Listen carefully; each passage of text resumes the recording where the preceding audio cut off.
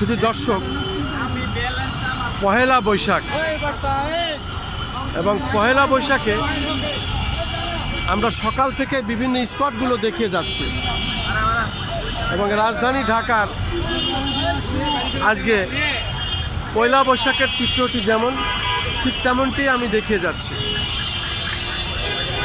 আমরা এখন শাহবাগ চত্বর এবং শাহবাগ চত্বর দিয়ে আমরা ধীরে ধীরে এগোচ্ছি।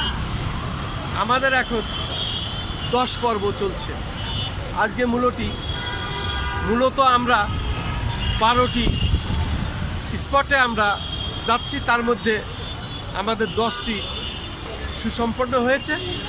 এখন আমরা 10-এ আছি এবং 10 পর্বটি আমরা শাহবাগ চত্বর এলাকাটি দেখে যাচ্ছি।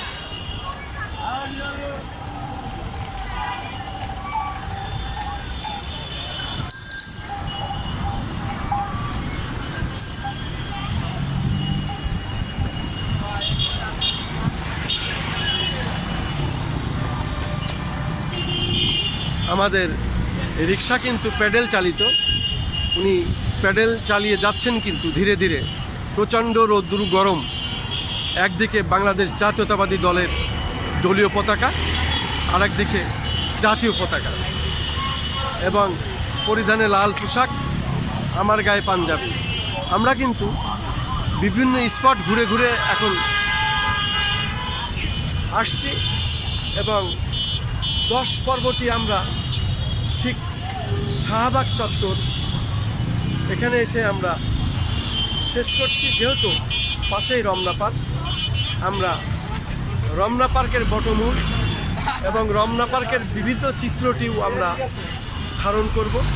সে কারণেই আমরা আমাদের রিক্সা ধীরে ধীরে এগিয়ে যাচ্ছে এবং আমরা শাহবাগ চত্বর দিয়ে রমনা পার্কের কাছাকাছি চলে এসেছি।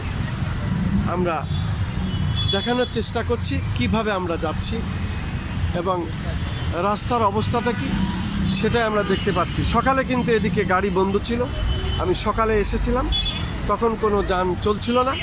বিকেলের দিকে এটা ছেড়ে দেওয়া হয়েছে, পাবলিক পরিবহন রিক্সা এখন আবার চলছে।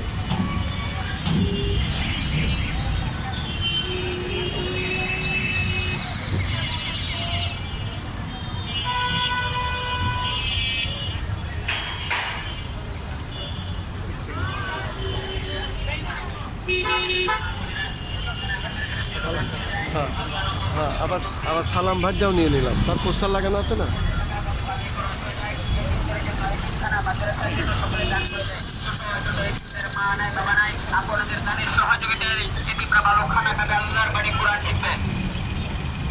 কত টাকা কত পাবি খরচ হয়ে যায় এই জন্য সকলে দান করে যায়। মা বোনেরা এতিমখানা মাদ্রাসায় সকলে দান করে যায়। এতিমদেরকে মহব্বত করিয়া সকলে 5-10 টাকা দান করে কত টাকা কত পাবি খরচ হয়ে যায়। এতিমখানা মাদ্রাসায় সকলে দান করে